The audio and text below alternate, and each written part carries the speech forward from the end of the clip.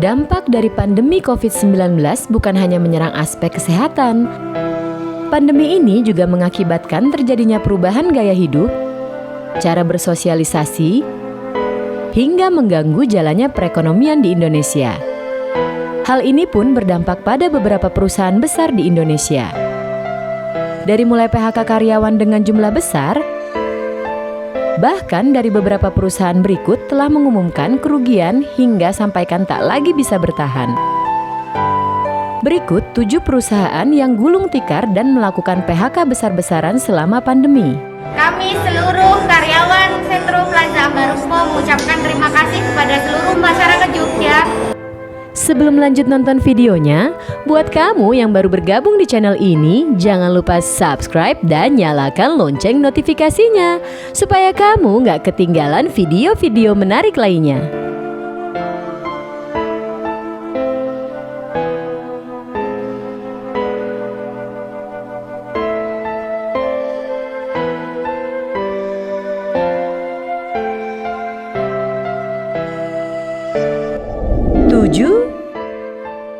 Giant. PT Hero Supermarket Tbk Hero memutuskan akan menutup semua gerai Giant yang ada di Indonesia mulai akhir Juli 2021.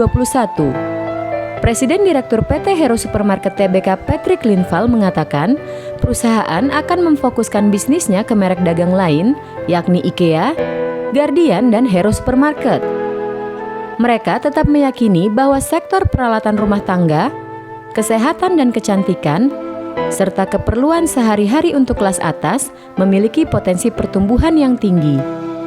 Pihaknya akan mengubah 5 gerai Giant menjadi IKEA dan membuka hingga 100 gerai Guardian baru hingga 2022.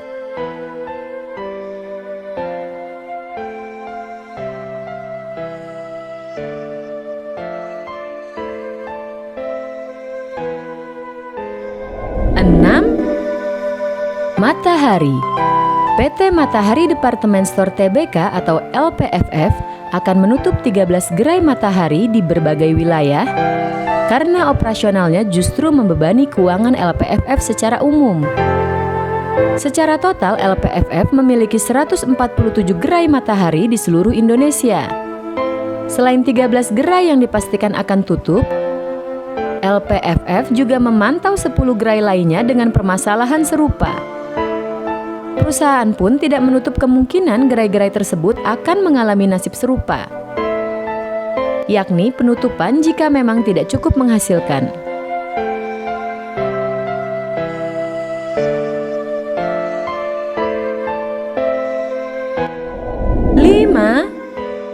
Sentro. Perusahaan retail yang kehabisan nafas selanjutnya adalah Sentro Department Store. Berdasarkan berbagai sumber, sejumlah gerai Sentro yang ada di sejumlah wilayah dinyatakan tutup. Misalnya, Sentro yang berdiri di Amburukmo Mall Yogyakarta, Margo City Depok, dan Bintaro Exchange. Penutupan ini terjadi setelah perusahaan pengelola Sentro PT Tozi Sentosa mendapatkan gugatan penundaan kewajiban pembayaran pajak pembayaran utang atau PKPU dari 5 perusahaan. Setelah itu, Pengadilan Negeri Jakarta Pusat menyatakan PT Tozi Sentosa resmi pilot pada 17 Mei 2021. Kami seluruh karyawan Sentro Plaza Ambarukmo mengucapkan terima kasih kepada seluruh masyarakat Jogja yang sudah menemani kami selama 15 tahun ini. Tidak lupa saya ucapkan terima kasih ke seluruh jajaran manajemen Plaza Ambarukmo. 4. PT Free Trend. PT Free Trend adalah produsen atau pabrik sepatu New Balance. PT Free Trend resmi menghentikan kegiatan produksinya atau gulung tikar. Keputusan tutupnya pabrik sepatu ekspor merek New Balance tersebut diumumkan dan ditandatangani oleh pimpinan perusahaan bersama Serikat Pekerja pada Senin 13 Juli 2020. Total karyawan yang di-PHK pun sangat banyak, hingga mencapai 8.800 buruh dirumahkan akibat tutupnya perusahaan tersebut. Alasan mereka menutup perusahaannya dikarenakan perusahaan mengalami kerugian selama 2 tahun berturut-turut. Selain itu, perusahaan juga beralasan karena dampak COVID-19 secara global yang berimbas pada perusahaan.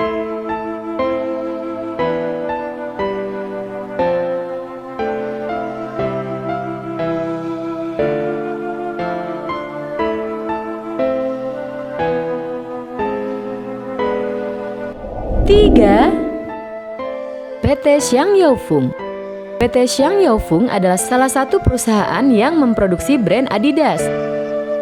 Perusahaan melakukan PHK massal kepada ribuan karyawan. Pabrik yang berlokasi di kota Tangerang, Banten ini memutuskan untuk pindah pabrik ke Brebes, Jawa Tengah karena isu upah yang tinggi. Direktur Aspirindo Firman Bakri menjelaskan, kejadian tersebut merupakan langkah yang harus diambil oleh pihak perusahaan karena alasan bisnis. Menurut Firman, kebijakan tersebut telah disiapkan sejak 2019 lalu.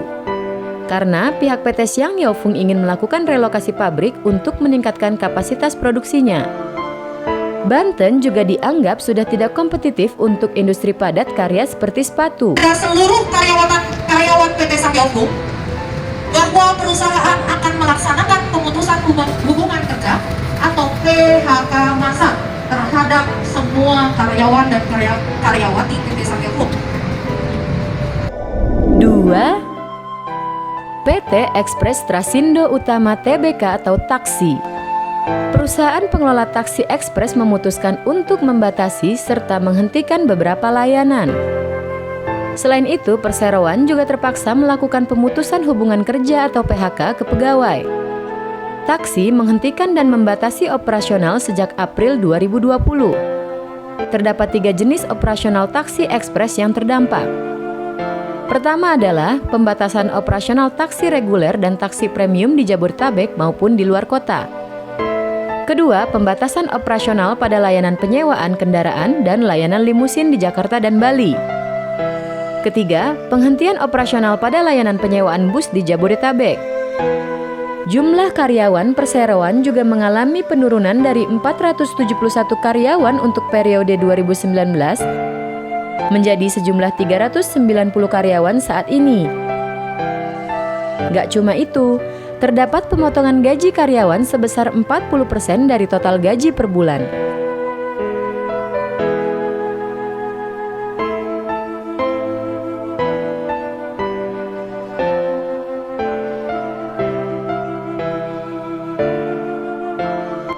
Satu, Golden Truly. Pusat perbelanjaan Golden Truly resmi menutup operasionalnya pada 1 Desember 2020 lalu. Manajemen mengubah model bisnisnya menjadi serba daring atau online. Dengan keputusan ini, maka gedung bekas Golden Truly yang berlokasi di Jalan Gunung Sahari, Jakarta Pusat akan dikelola oleh pengembang baru.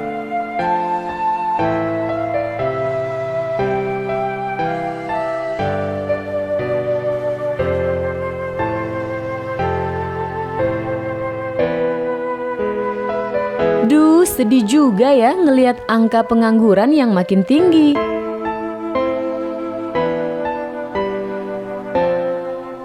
Mudah-mudahan pandemi COVID-19 cepat berakhir deh. Supaya ekonomi Indonesia bisa pulih lagi.